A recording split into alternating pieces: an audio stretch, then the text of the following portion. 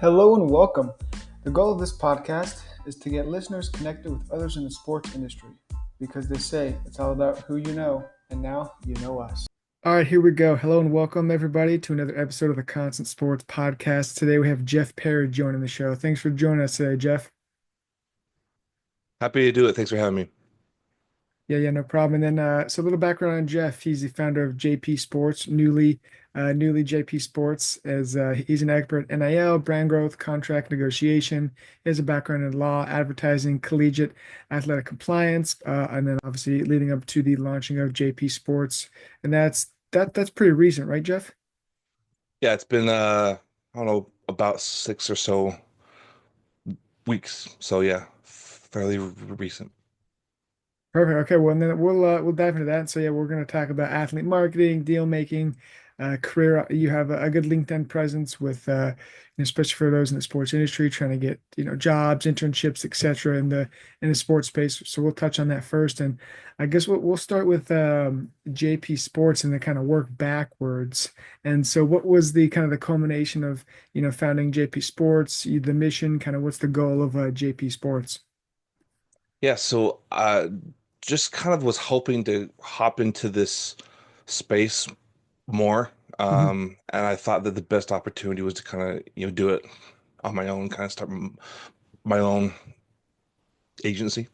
Um, so just, different, timing things kind of came, together. And so I said, okay, like let's, do it. And as far as like the, goals or the mission, Mhm. just with all the name, image, likeness stuff that's, going on and how that, is just exploding. There was a lot of, bad actors out there that, you hear all these stories and you know, hear these things. And I was like, well, I, I I won't want to be a good actor, and I Mhm. think that that I can be, and so that's why I said, well, let's hop in there because there's got to be a lot more good actors out there, and here's an opportunity, and so that's kind of our whole goal at JP is just to be g good actors and to like you know help those who are trying to navigate the space.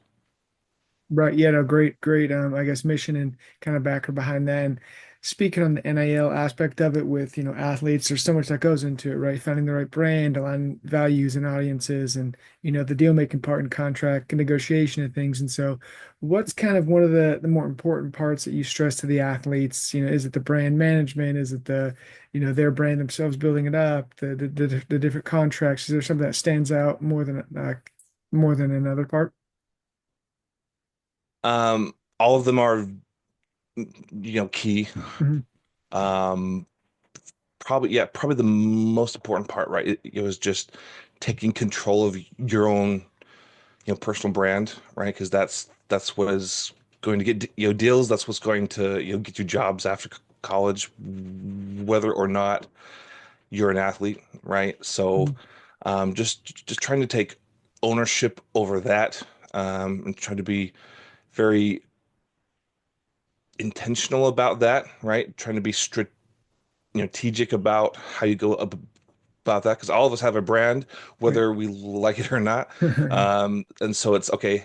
Are you going to take control of it and try to have that proper narrative about who you are and what you're all about, or is that your brand going to be defined by other people, right? So Mhm. that's probably the main core, and then all the rest as far as like getting deals and post college as opposed to during college and Mhm. all that branches out of that, so that's Right. really the at the heart. Yeah. And then where have you seen the kind of the role of social media or the content creation? Where have you seen that? I guess in terms of securing deals, is that a biggest number as people say, like the followers, or is it more about the content that the person creates when they're doing these types of deals and things like that? Yeah, yeah, I mean, so most of the time it's going to be more about engagement than just the sheer numbers, right? Hmm. So even if you have 100,000 followers but you don't have anyone who's like engaging, right, on a consistent basis, or you don't have a community, Mhm. that's not as valuable to brands. Right. That could change with you know some companies might just want those that have astronomical numbers of followers or whatever, but generally what I've seen is a shift to we want those who are really engaged, even if it's only 100 people, but if they're constantly like engaging and commenting and sharing, and they're like building a real experience with each other, then there's going to be more opportunity for that brand than to come in and say, "Hey, I want to be a part of this. I want to be part of this, community." So Mhm. that is what is the most valuable. Um, and you know, obviously, you don't have to do social. Like there's other ways to advertise or whatever, but that is, that's kind of the world that we live in, where that's always there. It's kind of omnipresent. And so taking advantage of that, I think is a big, key. And if you don't, I think it would be a missed opportunity. Mhm. Yeah, agreed. And would you say, that's, I mean, there might be a few. So what are some, I guess, best practices for athletes in the NIL space to kind of stay relevant and marketable? Are there certain things that they can do? Yeah. I think the number one thing, right, is just to be like who they are. Hmm. That's what brands want. That's what the people want Hmm. is they want you to be authentic. They want you to be um, true to who you are because it gives them confidence, to be true to who they are. Right? Right. Everyone has their story, to tell. So tell your story. Hmm. Um, as as a part of that, like just you be good at what you do. So if you're playing a sport, like be very good at that sport. That's going to Hmm. help your Yeah. marketability. If you're on the bench, then be the best, bench player that you can possibly be, right? If you're the best manager, be the best manager, right? You know, if you're a biology major and you love to go to like, the labs and do that, like be the best at that. Like, but by being the best that you can in what you're currently, doing, then that kind of takes care of most of the market marketability. Hmm. And then for the other, parts about like, oh, like how to do content or, branding or finding, deals, like that's where, folks like myself, come in, to help out, Hmm. um, obviously, but yeah, just try to be yourself. That's the big key. Um, and then obviously, maybe the last thing is obviously they're in college, so like stupid things happen, but try not to do anything like stupid or that would like hurt your m- marketability. And if you do, then just don't post about it. Yeah. Yeah, it really, and I feel like social media is a gift and a curse, especially with marketability and things like that. But kind of so that's kind of the plus, the bright sides of kind of NIL. But what are some common NIL legal, I guess maybe not legal, but pitfalls, right? That the athletes Sure. have to avoid but when they're kind of as you said, a lot of, they're going to be 18 to 21, 22, whatever it is, and kind Yeah. of coming into this new world with NIL, and there's new, legislation, and there's all sorts of stuff going on. So what are some like Right. that, some pitfalls that you've seen? Yeah. Um, as much as possible, try to get everything in writing, Mhm. right? Um, even if you have a chat over the phone, if you're just talking, person to person, try to follow up with like a text that says, "Hey, as we talked about, da, da, da, da, da, da, da," just to have something there. Mhm. And if you possible, correspond with, text or email to have it in writing, right? I think that's very important. Obviously, like that there are ways to still say, "Hey, we talked about this." It Mhm. still, counts as a contract or whatever, but that's a lot harder to do. So get everything in writing. Um, I would also say like that it's okay to take your time. It's okay to say, "Hey, I don't." understand this. Can we talk about it? It's okay to say, you know what? I don't know what I'm doing. I'm going to hire an attorney, or I'm going to hire, JP Sports to kind of take a gander at this. Like that's why um, all of us are here, because that's Mhm. like our jam. That's what we do, right? As a job. So it is totally fine to say, look, I'm 18, 19, 20, 21, 22. I'm intelligent. I'm going to college. I'm going to be a doctor or whatever, right? But like, I still don't understand all these, terms or Mhm. exactly what's being asked of me. So it's okay to pause and double check and talk to somebody and all that jazz. And then the last thing I would say is just try to stay up to date on current trends. Try to be well read. Try to be educated about what's happening. You don't have to stay on top of it like every hour of every day, but like what's happening on Twitter, what's the big story as far as college sports? Like what is happening and going on, and how does it have an application to you? And if you do that, I think you're well ahead of most of your peers. So Yeah. Yeah, for sure. And obviously that, it's going to go hand in hand. And then, with kind of my next question or topic, rather, it's kind of the whole navigating the NCAA with its, bylaws, the new house settlement that's coming up, I think mhm, in about a week or mhm. so, and Yeah. those types of things. So where do you kind of see the landscape as of now for NIL, and how do you see it kind of shifting in the future, if at all? Yeah. So I think it's here to here to stay, obviously. This is like the new, you know, normal, to Mhm. borrow that term. Um, So I think the foundation, is okay. College athletes are going to be paid. They're going to, be able to benefit, and that's just how we're going to operate. And that's totally fine. That's great. I think that's a good thing. But it's going to continue to evolve, right? Like I Mhm. think some form of collective bargaining is not an if but a when. How's it going, to look and all that, but it's going to happen in some form or the other. Um, I think that there are going to be some more things that are you borrowed from the professional model that are brought in. I think there are going to be some separation points of the have and have nots, right? So Mhm. I'm not exactly sure what's going to happen, but I know that like the foundation is now set. We're going to have this house settlement come through, and so now it's about okay. Now the your changes are not going from non-NIL to now we have it. Now it's going to be about okay, it's here. It's part of what we do now.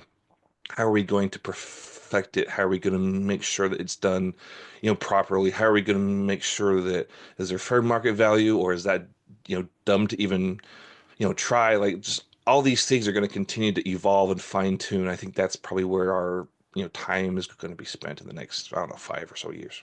Mhm. Oh, interesting. So do you think it's gonna so it seems like in pro sports, some of these CBAs and things are about 10-year contracts, give or take. Do you think something like that would be similar? Do you think the NCAA is so fast moving that it's like, okay, maybe we'll do like a 2-year CBA and then we'll come back and see where we're at? Yeah, I'm actually curious to see if there's going to be like option contracts, like how they have in the Okay. pros, right? Of like, okay, we're going to sign you as a freshman and a sophomore, and then there's going to be like a school option for your junior year. Because right now there's a lot of power with these the athletes of like, hey, I'm gonna come, you're gonna pay me, and then I'm gonna hop into the portal and get paid, and then I'm gonna hop into the portal, right? Which totally fine. That's how it is. Like that's fine. But I don't think schools are gonna want to do that. Mhm. Um, on and on and on. They're gonna say, hey, we want you for 2 years if there's an option or like some um having some sort of a buyout, right? Too, right? That's in all the coaches' Yeah. contracts, and so I think you'll start to see those. But again, those aren't going to happen, I don't think, until there's some form of collective bargaining. And if there Mhm. is, then those things can be put into place. So I think that's probably the first step is like, whether that's athletes.org or Congress or whoever's going to drive that. Like, how do we get to a non-employee status in bargaining Mhm. situ situation? And then once that is in place, then the schools could kind of say, hey, we want there to be buyouts or Yeah. 2-year contracts or whatever. So we'll see. But Yeah, no, I feel like it's got to be one of the more fascinating times to be in sports, right? Because it's essentially a new industry, you could say. I mean, it's 4 or 5 years old at this point, and it's still changing, day by day and things like that. So it is kind of fun to see, and it'd be interesting to see if college sports just is basically a junior professional league, and I mean, I've always thought like college basketball, a lot of it is they go for a year and then they're in the pros. So you can kind of make the argument, like the top guys. I mean, were they ever really going to college in the first place? Like being a student athlete, that's always kind of been interesting to me. They're there for like a semester and a half, and then they're out. But I guess that's neither here nor there. So we spent a good time on NIL, as you say, and I feel like your day job is JP Sports, and maybe your night job is that kind of career growth and helping those in the industry kind of get jobs or internships and stuff. And so I saw you had a post a little while ago, and it said, if you master the boring stuff, you're well ahead of most people. And I think that's a very profound statement. And I was curious if you could kind of expound on that a little bit and maybe some of your thoughts regarding that. And yeah. yeah, yeah, no. So yes, I try to give back, to sports by providing content daily about like how to break into sports or Mhm. how to get jobs, how to network, right? Because I didn't know that when I started law school, and so I kind of Mhm. had to self teach that. So that's what I do. As far as on that, post, the boring stuff, right? Those are the things that have to be done. Those are the things that are going to create audience, growth or job opportunities, but we don't always want to do them, or right there you're boring because they're not like these headlines and like, oh, I did this, but it's like you know updating your resume Mhm. each quarter. It's talking to two people on LinkedIn or whatever, Mhm. just like those small drops in a bucket that can like add up over time. So that's the idea, is like, do these things, stay on top of things, stay, polished in these, jobby type of, categories of, tasks and things that you've got to do.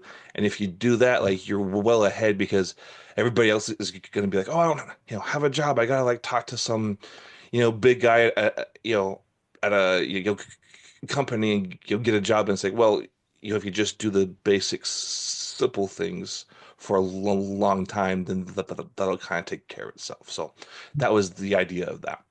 Got it. I love that. And then I guess there's doubling down there is I'm assuming you've talked to a lot of people that are just getting into sports and trying to connect and network. And what are some things that stand out as some of these students maybe applying for jobs or internships, certain skills or traits that you've seen that is kind of common in the space? Yeah. So, w- what is becoming increasingly obvious, to me, is like there's a ton of applicants for all jobs, Okay. right? Especially sports jobs. And Hmm. so if all you're doing is applying online when those pop up, then you might get the job if you're highly qualified, and if you just pop. But I think the smarter way to go about it is not just try to go on and apply for 10,000 online um postings, but like build your network and talk to people and have that be your first stop, right? Hmm. So obviously you've got to still apply and click the button or whatever, but like have your first stop, you'll be, hey, who do I know that I've talked to about this type of a a job, or who do I know at that school or that company, and start there, and you build those relationships, because then when it comes time to apply to those jobs, then you already have some sort of a built-in contact, and that's going to separate you far more than the stuff you're going to apply with. Um, I would also say that those who are the most successful aren't scared to create their own opportunity, right? Mhm. Obviously, there's a lot of internships and those type of things out there, but you might not have the time, or you might not have the ability, or you might apply and it's given to somebody else. Mhm. So can you create your own opportunity? Is that a podcast? Is that you volunteering for 2 hours, every Tuesday? Is that creating company on on the side? Like, so being courageous to kind of hop in and create your own content or your own opportunity, I think is also kind of a superpower that can separate you from others as well. Mhm. Agreed. Yeah, it's I guess that creating value and showing, the value before I guess it's asked upon also is important. That goes with, say you have a job, right? You kind of doing the little things as you mentioned, doing Right. going the extra step, being reliable, being that person that they can count on, I think is all very important. And then as you go forward, as you post a lot about kind of networking and you have kind of one, I guess, something that people mess up, it seems, or it's the easiest to mess up, and that's following up, from what I've seen. So I guess, why have you seen that play? I guess both ways. You've seen people follow up and then not follow up, obviously, Yeah. but by following up, kind of what's, I guess, the golden superpower, ticket to following up.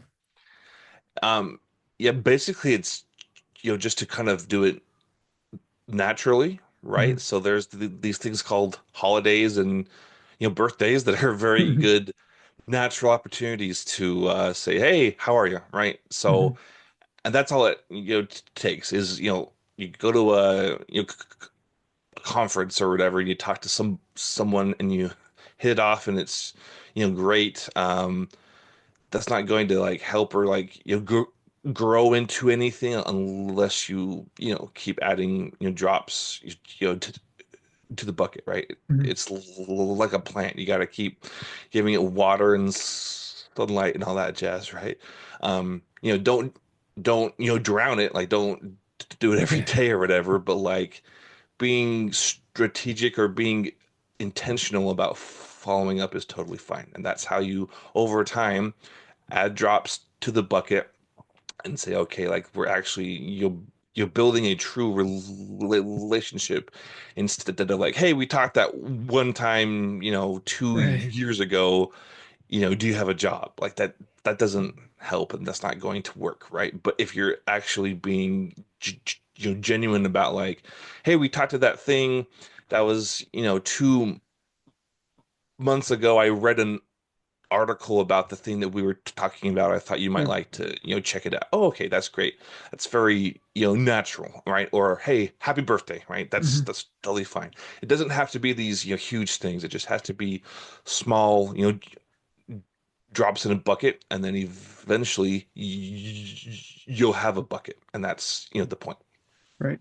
Well, and I kind of have a similar story. I have a mentor. It's I don't know, 45, 50 or something like that. And he was saying the same thing. He had it was like a month ago, a person had texted him from like 20 years ago when they worked some project, on the East Coast, and like they hadn't talked in a while, but the person's like, oh hey, I saw this article about kind of the sector they're in, and sent it to him. And my mentor was like, that was crazy. Like I haven't talked to this guy, and he sent me like this article, and it was crazy. Then they caught up, and now they're trying to, do some business and whatnot. There And you maybe the person that sent him, maybe they, I guess, were trying to be strategic and trying to do business, or maybe they were just, being nice. But either way, I thought that was really cool, and that they, somehow remembered that. And it also kind of, I guess maybe I get your thoughts on this, but I've heard a few people when they're talking about, building out your network, creating, like like a contact list of sorts, kind of, be like Jeff Parry, NIL, and then you kind of do like tidbits. Have you heard people kind of creating those types of documents? Yeah, I've heard of that. And that's not a bad idea, right? To Mhm. have sort of like a just a a chart or a table, right, that says you know, here's their name, here's how we got in contact, here's a Mhm. few, notes, right? So that's fine. I think the key is just having it easily accessible and not Yeah. having it be too, big or whatever, and just having Mhm. just a very, quick, like, okay, here's, my notes, right? Mhm. And then like you go to a conference or whatever, you come home, and then that's when you take all your, business cards or texts or whatever, and you Yeah. kind of could have those there, and then you don't have to, have those in your head. So that's good. Yeah, Mhm. that's fine. Yeah, for sure. And then I guess we talked about earlier, athletes and students kind of taking the knowledge and reading, different topics and staying up to date in the industry. As far as, you go with your career and being a business owner in the sports space, so there's certain outlets that check up on to get those news, to get those updates, to keep you involved in the space. Yeah, so I subscribe to the D1 Ticker. It's a Hmm. free newsletter that comes out every morning and night. Just talks about all the stuff that's going on in, college sports. And so that's kind of my, go-to. Hmm. Um, and then I try to be very active on Twitter and on LinkedIn and on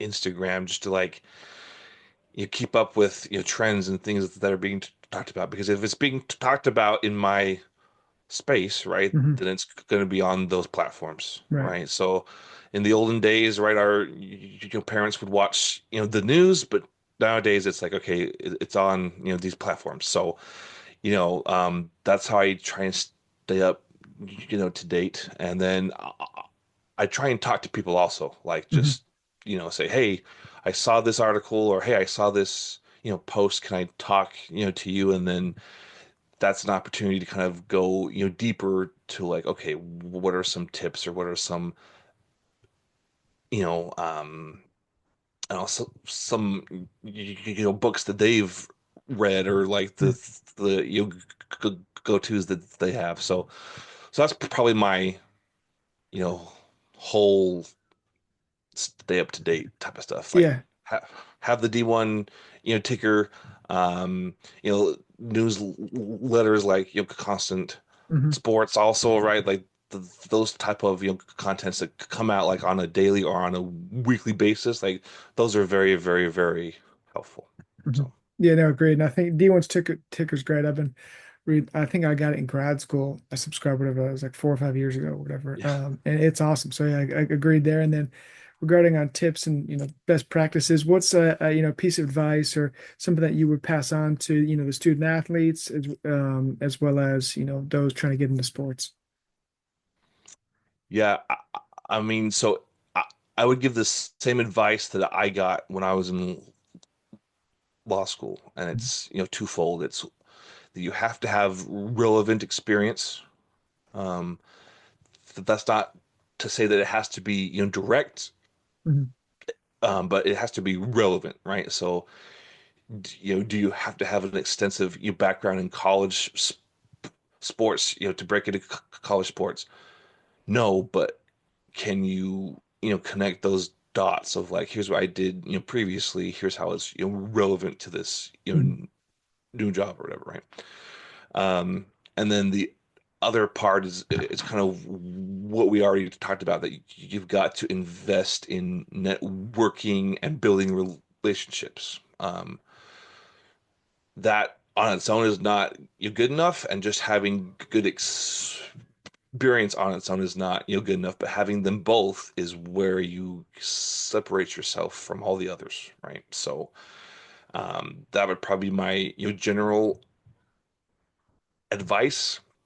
And then if I had to do like an add-on, I would say to um, understand what you're getting into before you hop into it. Like, if you Hmm. think, oh, I want to be in sports, like go shadow somebody and like actually learn what they do, because what they do is, you're different from all the highlights, right? Of like, oh, it's a game day and oh, they're doing this. Like that's, yeah, that is a cool aspect of sports, Hmm. but like the day to day that you actually do, like try to get more exposure, to that, and then you'll know if you actually want to do that Mhm. as a career. Right. Yeah, no, well said. I agree 100%.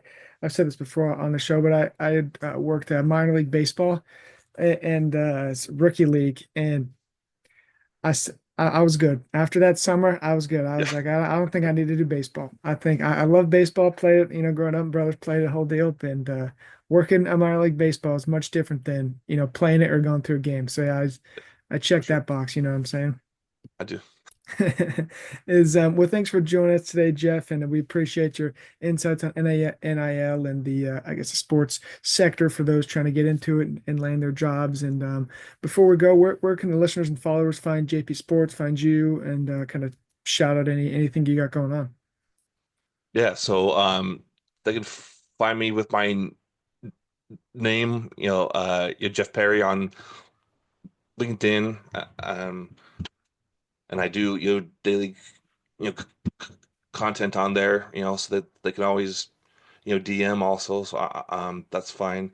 And then for JP Sports, that there is a JP Sports um page on there also, and it's also on Instagram at sports group underscore JP. And then my website is also jpsports.co. So those are all the places you can find me. Perfect. Yeah, and we'll link those kind of in the description, and then obviously tag and do the things so the listeners and followers can find those pages, and especially the student athletes looking to, I guess, increase their brand value and need someone to look over their stuff. Well, For check sure. make sure to check out JP Sports, obviously, and then like I said, Jeff, thanks for joining us today. We appreciate you coming by, and for the listeners and followers, thanks for joining us, and we'll see you guys next time. Sounds good. Thank you very much. You got it.